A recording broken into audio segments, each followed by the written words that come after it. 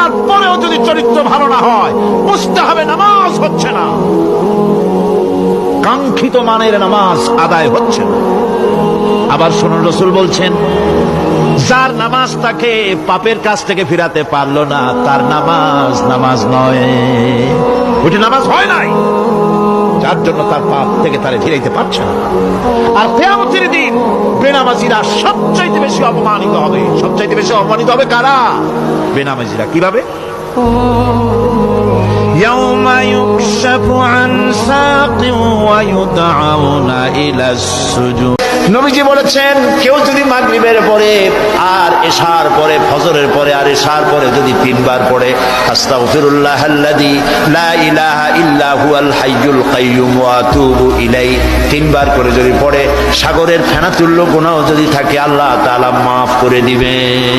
আপনি আপনার সন্তানটাকে এটুকুনো শেখান নাই যে মরে যাওয়ার পর আপনার জন্য পড়বে রব্বির হামহুমা কামা রাব্বায়ানি সগীরা।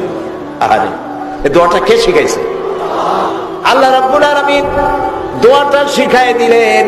মা বাপের জন্য দোয়া করো, রব্বির হামহুমা কামা রাব্বায়ানি সগীরা। পড়েন সবাই, রব্বির হামহুমা কামা রাব্বায়ানি সগীরা।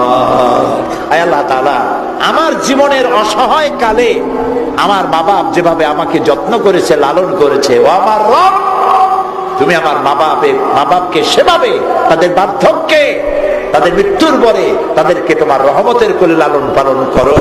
সুবহানাল্লাহ।